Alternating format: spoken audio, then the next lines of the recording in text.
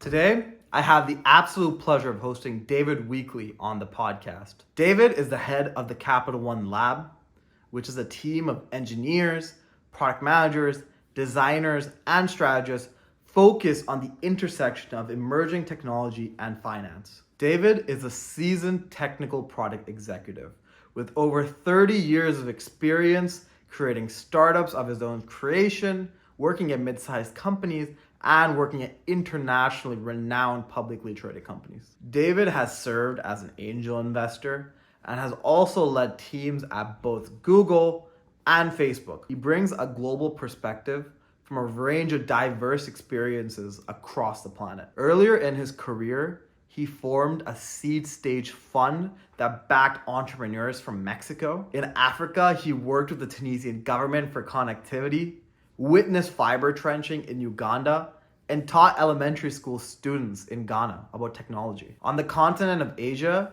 he reported for the Korean press, and he climbed mountains in India to support hilltop connectivity networks. Outside of all these things he's accomplished in his career, he is also a PADI certified scuba diver, a certified helicopter pilot, and a licensed commercial drone operator. As someone who wants to create high impactful products, it was amazing to have David on the podcast and pick apart the different experiences that he had and the lessons he's learned through them.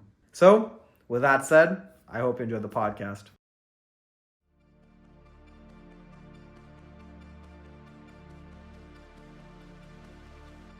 Hey, David, and welcome to the podcast.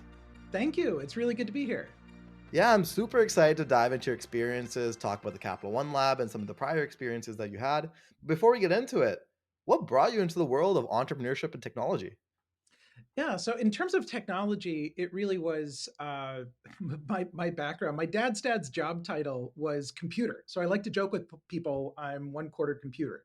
I Hmm. started programming at the age of 5, and in high school had some pretty awesome internships working for the Harvard physics labs, doing antimatter recombination simulation, as well as for MIT Lincoln Labs, helping them tell the difference between mine collapses and nuclear bomb tests. So that was a lot of fun. Then I went to Stanford to get a CS degree. So I think the tech side was there pretty much from day one. The entrepreneurship side wasn't until I came out to California. And this was in 1996 when the first dot-com boom was happening. And I think the guy across the hall from me, fellow freshman, was planning on paying for his tuition with stock trading on dot-com stocks. And so I was like, Okay. what is going on? Somebody else on my hall was like starting a company and was not the sharpest tool in the shed. And so I was like, okay, if people are just starting companies and this is a thing that people do in California, well, maybe I should try my hand at it as well. And by the end of my freshman year, I was featured in a Fortune cover article talking about the crazy rates of entrepreneurship in at Stanford. So it was a Right. really, really fun time. And I think just being able to see that business was a whole new lens through which one could understand the world was super exciting to me for intellectual reasons, and that I could couple that with my background in technology to drive impact just seemed pretty fantastic. So I would say that that was the point at which I really picked up entrepreneurship and building things from scratch. Wow, that's so interesting. And I think, like you said, from day one, it's sort of like you're destined towards going through technology. And the dot-com bubble, I think that's something like for young people like me, it's a legendary time that you hear about. And of course the eventual crash as well, but especially that building time with everything coming out. I don't think we've seen something of that phenomena even to this day, right?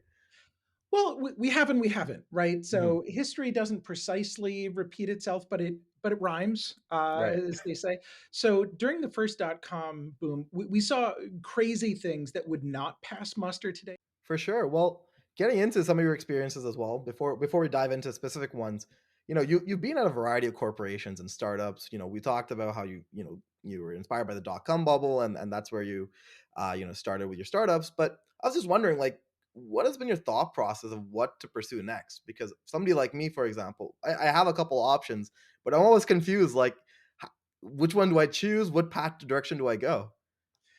So I think it's important to take a look at your principles, what guides you, what excites you, right? Mhm. What drives impact, and kind of what the world needs. So I don't know if you're Mhm. familiar with like the Japanese concept of ikigai. I've heard of it, but yeah, I'd love to Yeah, so explain some of the it. idea is that like there's stuff that you're really good at. Imagine Hmm. this Venn diagram, right? Then there's stuff that you enjoy, and that actually may not be a perfect overlap with stuff that you're good at. And Right. then there's stuff that is valuable for society, right? And then there's stuff that is good for the world, right? Hmm. And you can sort of shoot for the center overlap of those things, recognizing that nothing is perfect and everything's going to be kind of on a gradient, right? But Right. the goal is to try and shoot for the middle there, right? Hmm. So I think it's important to take a look at like what motivates you, you're good at, is valuable, and you can feel good about, and let those be your guiding principles. Here's something that I do for difficult decisions. I'm going to start with something obvious, and then I'm going to move to the unintuitive. Okay. So for the obvious thing, what I recommend that people do is when they're faced with a difficult decision where there's a couple different choices, and they all seem like they have an interesting and complicated set of pros and cons, right? So you make a spreadsheet. You Hmm. start with the rows being each of the different possible outcome decisions, like where do I go to college? What job do I take next? Right. And then you pull out columns of what are things that matter to you, right? Right. And then you score each of the cells by like how well a fit for that column that row is. Now you get a little bit more nuanced. You say, wait, but not all these columns are equally weighted. Some matter more than others. So I'm going to put in Right. some column weights, right? Hmm. So tidy. I've got my column weights, I've got my cell values. I multiply it out, I add it all up, and that tells me my decision, right? Hmm. Well, here's where the really interesting part comes into play. You've got these five different options, and the math that you just did says that logically option four is the one you should do. But you look at that and say, but no. I really like that. Yeah. This actually is where the interesting part of the exercise comes in because it means you don't have a correct mental model of yourself. So this is Hmm. your chance for like quantified introspection because Hmm. you left out a column because you misrepresented column weights. You thought that, let's say, commute distance didn't really matter. I don't care. I'll just tune in a good podcast, right? You Right. know, Right. but actually it kind of It did. does, right? And so you go back and you add the columns that were missing, you change your column weights until the outputs match kind of what your gut was telling you, right? And you Hmm. might say, well, what was the point of that anyhow? Like if your gut already knew what the right answer was, like why are you doing this like post hoc justification? And the answer is not actually necessarily to help you make a better decision because you already knew what you were going to decide. The point of the exercise is actually to help you reflect on what you truly value and Right. that is the insight that you get from the exercise. Right. Right. No, So that I makes. think I Yeah. think something like that can help you figure out what you value. But it Right. turns out that one of the columns that mattered the most for me was what's the degree to which I feel like I'm an unusually good fit for this role. That my weirdness, my background, my interests, the things that I happen to have worked on, actually have made me strangely perfect for this Hmm. particular role. And I think this one is interesting because I think a lot of people try to pick a guide star of like I want to be a CTO or I want to be a senior product manager, right? And then they Right. they try to become that. They try to tick the boxes that they think will get them there. And they're worried about their weirdnesses, the things that they're interested in that aren't aligned with that hoped for future vision of self. But they don't realize that the more that they make themselves a fungible thing, like a senior product manager, the more that they're making themselves a commodity and they're downplaying the unique strengths that they bring by Right. having a strange background that is going to give them a chance to have insights that nobody else on the team has. Right. No, that makes a lot of sense. And I think first starting with your first point, definitely there's been times where I go through the thought exercise of what's the next direction I should take. I come to an eventual choice and I'm like, but you know what? I don't want this one, it's the worst feeling because you spent like a good hour, 2 hours trying to figure it out. But at the end of the day, I think, doing that has proven fruitful. And at the end of the day, like going my gut has brought me to where I am today, which I'm happy for. So definitely, I think that's really interesting. I like the spreadsheet. Maybe I should start doing that as well. And yeah, no, I think that strengths thing is huge. And I think especially somebody who's young like me, we see these certain career paths that people have taken, and in our eyes, we're like, oh, they played the game. They just kept working on their craft, and they got to a certain point, which is true to some degree. But at the same time, I think the one thing we lose perspective on is that they also didn't, like, they brought something unique to the table, that only they possess, and I think that's something we feel some can sometimes feel like it's frowned upon, but it's sort of refreshing to hear that, that that's something that should be brought to the table when you are thinking about building a career. Absolutely. You know, it's like one of the things that I like to do. It's like I'm a pilot, so I'm Mhm. licensed to fly helicopters and planes and drones, and there are certain aspects of that that allow me to, by analogy, see what's going on in a different problem domain that might be unintuitive otherwise.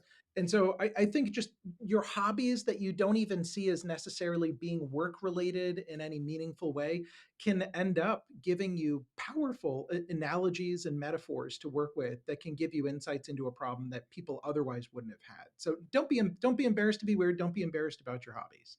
For sure, yeah. And you sort of touched on this, but you mentioned that you joined the Capital One Lab recently, and I think Capital One's such an interesting company because I think some of the ways they've innovated, especially in the technology sector, is unlike the other finance giants that I've seen, and so it's in a really interesting space. And I think if you look at leadership, they've all sort of talked about how they are very focused on integrating technology with finance. And so I was just wondering, like, what was the motive behind joining the Capital One Bank or the Capital One Lab specifically? Yeah, so Capital One is obviously a very data centric company, has been from the get go with Rich founding the company. And so I think that's something I really appreciate about them. They're also much beloved. And the lab is really an institution here, has been around for 10 years. And so it's been Mhm, really interesting to see their journey and to think about how I could help create a new chapter for the lab. And another component was just seeing the incredible support that I've gotten from my management chain going all the way up to the board to really drive innovation and to be part of technical product management here in a way that can help Capital One move into new spaces. And then mhm, finally, I would say one of the things that I found really motivating for coming on board was seeing last year's launch of Capital One software and just the fact that even though Capital One is putatively a financial service institution, that they were willing to go into B2B software sales yeah, told me that this was a company that really gets it, that is willing to be very expansive about different options in going to market. And that would be something that'd be pretty exciting and motivating for the lab, just to have a wide swath of different ways in which we could graduate projects. for sure, yeah. And I think just the direction the Capital One is innovating is so interesting. And recently, I actually went to the Capital One Cafe, and now that's one of my favorite places to work out of because, of course, you get 50% off coffee, which is great if you're a Capital One holder, but it's also a very nicely crafted space for people to come in, grab a coffee, start working on it. And it's so unique. I think it just brings a vibe to the bank and to the people there that you don't necessarily get in any other financial institution. So it's just really cool to see the different ways Capital One is innovating, whether it be their B2B software or in the Capital One Cafe. And so, yeah, let's see where Capital One goes under your leadership as well. But I'm really excited to see the future. Me too. Yeah. Well, we so you talked about you wanting to do a startup back in the day when you saw your roommate in the .com bubble, and so I was just wondering, of course, identifying a problem is the first step in building anything, in building any product. So, what has been your methodology in identifying problems that are worth solving in your eyes? Yeah, so I think some of that is just being curious and Hmm. noticing. So I think humans are really good at adapting. They hate change, but they're also really, really good at it. And after a while, it can just become invisible to them that we build up calluses. So the things that are difficult in somebody's workday or personal life that they just sort of take for granted that, of course, that's broken in this way. Of course, this is terrible in this way. But like Yeah. they just accommodate the terribleness, makes it sometimes difficult for them to surface what do you need to improve, right? Right. Because Yeah. their assumption is that things can't get better. So there's this interesting stance that is halfway between pessimism and optimism that Hmm. a good product manager needs to bring to the table. Pessimism in the sense of being able to look at everything around them and grouse about how it's imperfect, but then to be precise, to not just Right. say like this garage checkout experience is terrible, but to be precise about how could it be made better. Hmm. What makes it terrible? What are some specific technical things that we could do to produce a better user experience, right? And to be Right. able to relate that in a believable way to a team that is empowered to actually fix it. So to have that combination of seeing what's broken, seeing how it could be better, mapping enough technically to what would be required to make it better that it's not just magical thinking, and then inspiring a group of stakeholders to go and drive that required change. So you have to have optimism that the world is mutable, that everything around you, every object, every design pattern was created by a human who is not necessarily smarter than you are, right? Right. So that this universe is mutable, and you are empowered to play a role in changing it and improving it. And at the same time, it is very much not perfect, and it requires your help to go Right. and make it better. So I think that mentality can go and make you open to hearing problems. There's another component as well, which is that people will often fixate on a potential specific solution to their problem. So they might ask you, I need you to go build X, right? And a very Hmm. junior product manager will say, okay, tell me where you want the button, and I'll tell Yeah. my engineers to go put the button there, right? Hmm. But a more seasoned product manager will go and say, thank you so much for the request. That's super interesting. Can you tell me what you were trying to do? Can Right. you let me look over your shoulder and show me the process that you think is broken, where you think it would be resolved by your proposal? Right. Right. And then you do that for a bunch of different customers. And what you find is that there are these common needs that exist, and that implementing it the way that first occurred to the customer to implement it, occasionally they get it right, but usually they only care about their problems. They only care about their workday and their flow. So Yeah. they don't have visibility into how other people are experiencing different aspects of this problem, but you do, and that's some of your job. And so you can end up coming up with a solution that is very different than what they asked you to build, than what you proposed, but it solves the core root problem. In Canada, there's a place called Communitech, which is the exact same concept in some ways, where big companies can have their own incubator space, and right beside it is a bunch of startups working on different problems. So the best part about it is that these people from big companies, if they have certain problems, can walk around the startup space and see that, hey, maybe there's some cool integrations that we can do from here.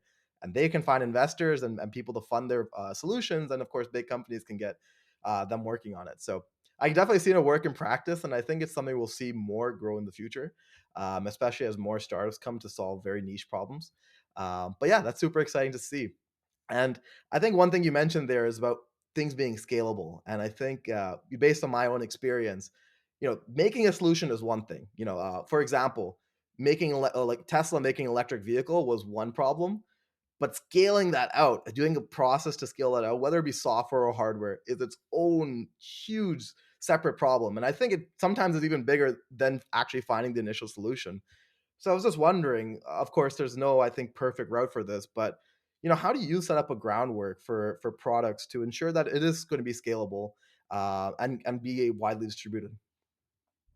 Yeah. So I think before something hits scale and hits some of those pain points, some of the pain points that are going to be hit are predictable and Mhm. some are not.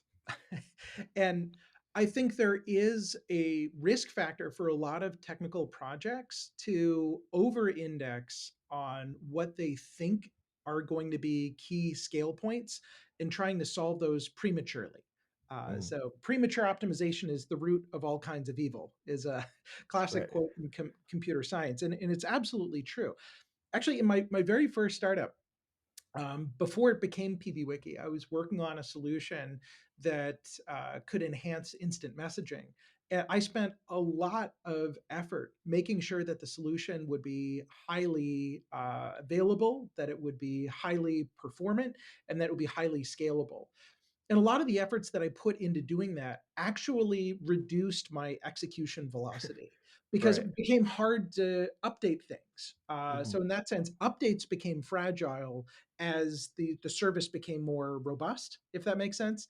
Mhm. Um, and so it meant that I couldn't iterate at the required pace. So I had to kind of learn that lesson the hard way. Uh, so there's a certain degree to which you build it once to throw it away. Right. You don't get stuck in a rewrite cycle because that's very, very dangerous and absolutely can derail projects. So I think my mental model is basically you get one bullet that you get to fire, which is to do a rewrite. You have to be very judicious about when you fire that bullet. And I Mhm. think it's right at the point where you have moved beyond a prototype and are convinced via data that this is something that people want and that it's going to need scaling. But then I think there's a degree of almost willfully underbuilding it to go and be able to be responsive to when you hit scale points, how to go and adapt to those. Because Right. where you hit those scale issues may not be predictable. And so if you try to anticipate it, most of your work is going to be over engineering on the scale front and because you only have limited amount of engineering time, under investing in actually moving the product forward into becoming what it needs to become to deliver magic for end users. Right. No, that makes a lot of sense. And I think it's so interesting. Scaling such an interesting problem to me because you can have times where your software is quote unquote perfect, where like you feel like it is supposed to solve this customer problem. You should be seeing a lot of users, but you're not. And then the other times, especially in the software world, you'll have something like Clubhouse, for example, which just pops off. And even the founders weren't anticipating these many people coming onto the platform, and the platform has to react accordingly. So it's I such an think interesting problem. it is an interesting problem, and I think the good news is it's a lot easier to solve today than it was 20 years ago. For sure, yeah. And so going back into your experiences, I in the early 2010s, there was a big push to bring connectivity to developing markets. And I know during your first position at Google, you had a lot of experience doing this in Tunisia, Uganda, and India. And I think now we're definitely seeing the payoff of that investment with the whole new number of companies coming out from places that honestly like they had no right coming out of, and in the sense of given where they were at a certain time, even 15 years ago, the amount of obstacles presented towards them was huge. But because a lot of the work people like you have done, we've seen a lot of new companies coming out. So first I wanted to talk about, when you first worked on bringing connectivities to these areas, did you ever envision that it would get to this level where we see all these different companies popping up now and all these new ideas from these areas? And did you think it would be so quick if you did? That was the hope and plan from day one, and honestly, I'm just mostly frustrated that it took as long Right. as it did. Um, I think there are smart people the whole world over. And 100%. I think if we give people a chance to access human knowledge and then to contribute to human knowledge, we're going to be able to tap into the brains of so many more billions of people around the planet that's just tremendously exciting to me. I think there's a lot of different ways to give people connectivity, but there's a component of that I'm super excited about, which is using some of these new LLM style technologies as tutors. And I've already started doing that, asking about, the philosophy of will to Bing Chat for it to explain that to me in simple terms and then relate it to different things that I've been experiencing or seeing, and just to be able to have that very patient guide who's incredibly well read and can express things to you in terms that you understand with metaphors that you understand and that you can interrogate interactively is Mhm. really a very modern phenomenon. I don't know if you've read Neil Stephenson's A Diamond Age or A No, Young I Girl's haven't. Illustrated Primer. I also would recommend that because a lot of the thesis of the book is to ask the question, what if a regular person of not extraordinary background or intelligence, what was to get access to effectively an infinitely intelligent and patient personal tutor Right. that came with them everywhere and could explain things to them and was there to coach them. And the answer is you basically get a superhuman capability out of that. Right. Right, without requiring anything like taking a special drug or getting a brain implant, like just literally you have this super intelligent consigliere and tutor.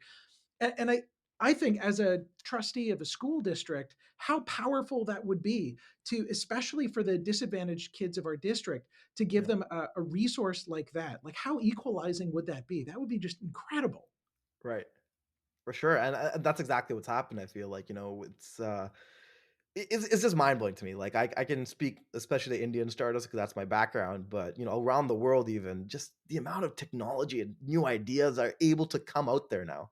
that just weren't possible before. It's just mind blowing to me, and yeah, I'm just super excited to see that because I think even now, of course, everybody's talking about it, and we see these huge startups coming up, but I think we're really right at the tip. Like We're we have right at so the much more to beginning. go through. Absolutely. And I see that happening as well in non technical people who have been daunted by, well, I don't know how to program an iOS app. It's like, Right. well, maybe you don't need to. Maybe you just need to figure out how to be specific enough in what you want to build as if you were coaching a software engineer. Yeah. And you can end up getting the output that you wanted. That stuff was sci-fi 2 to 3 years ago, and it's not really sci-fi today. So these are very exciting times that we're in.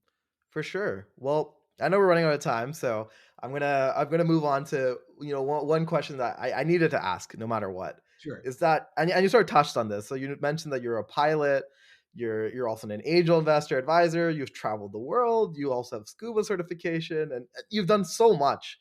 And you also create media content on Medium and Twitter, and you're also a dad. So, you have a lot on your plate. And put simply, like, how do you make time to do all these things? Because I do two or three things. I'm doing this podcast and a couple other things, and that's my time. So it's amazing to me that you're able to do all these different things. Well, thank you. That's very kind of you to say. And I don't do them all at once. A lot of Mhm, the more exciting, let's go travel the world, let's go get my scuba certification. Those things were done before I had kids. Where kids are totally an event horizon in terms mhm, of your time availability and in terms of your focus and personal priorities. So I think that's a big shift. I think having a supportive partner is pretty important. I think having extra hands and just being fearless about that has been super helpful. I don't think Rebecca and I could get as much work done as we get done if we didn't have an au pair, just to be really candid. And right, then there's a lot of stuff that I don't do. So I used to throw big parties all the time. I don't really do that anymore. I have mhm, friends who love to tell me about cool podcasts that they're listening to, like yours, that there's amazing TV shows or cool movies, and just I'm kind of out of the loop with that stuff. There's right, other friends who tell me about amazing games that are totally engrossing that they've spent hundreds of hours on, and I just don't have time for that. So right, everything's a compromise, right? And I think there's also a bit of a sense in the moment of like, am I doing this right? Am I doing this to the appropriate level? Because stuff does drop, and and that's a pro and a con. And I think the pro of having some stuff drop, being at 110% means that 10% of stuff is just not going to get done.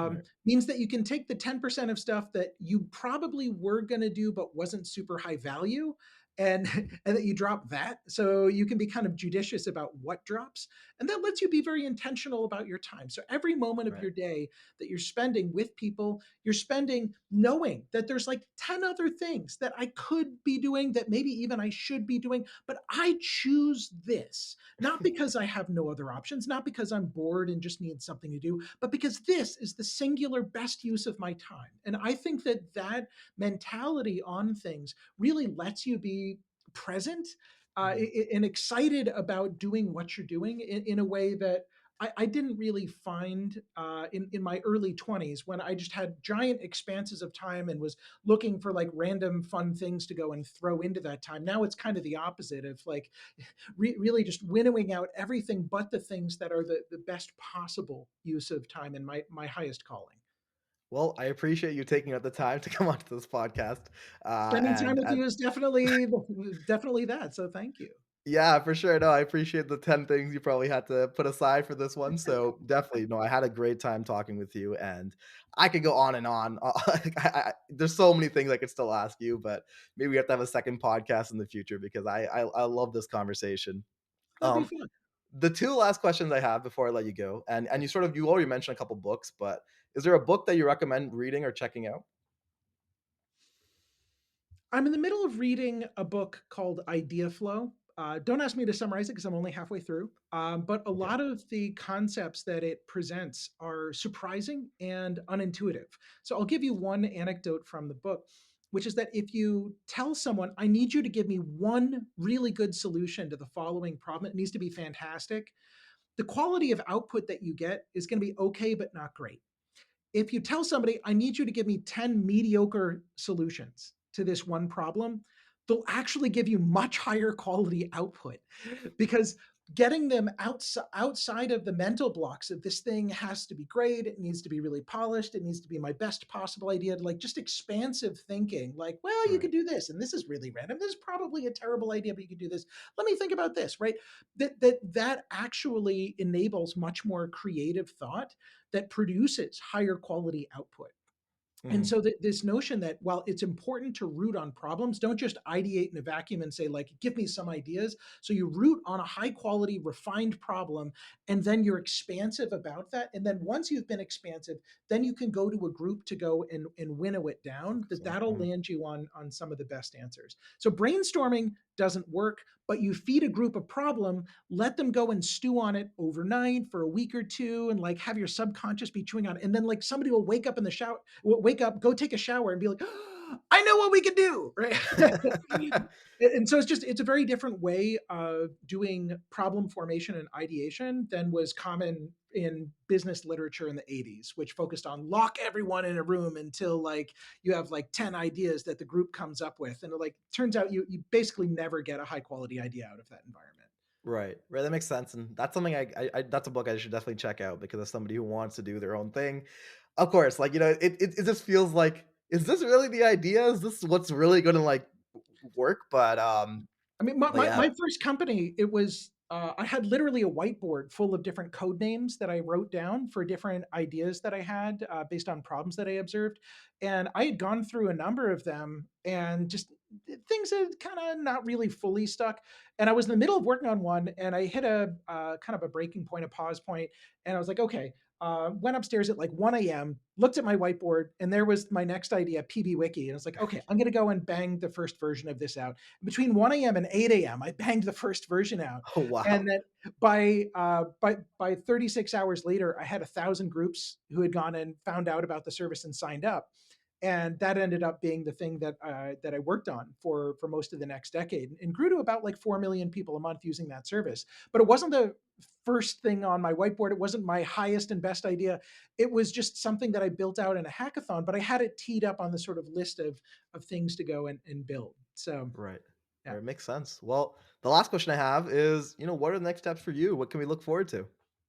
Yeah, so I am super excited to be here in the lab. I've completed 2 months here, so I'm still getting my feet wet, learning a lot about banking, getting to know the team here, and then really aligning the team to be able to drive impact.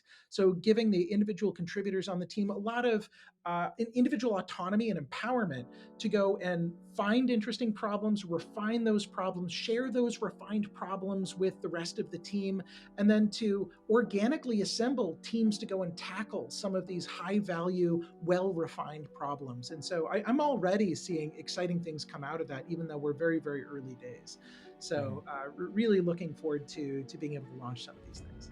Perfect. Well, thank you so much, Dave, for coming onto the podcast once again, and thank you so much to the Capital One team for helping me set this up. I really enjoyed the conversation, and like I mentioned, I'd love to have you back on some other time in the future, because there's just so much you can I can learn from you. So yeah, really appreciate it, and to everybody listening, hope you enjoyed, and stay tuned to the next episode. Thank you so much. Thank you.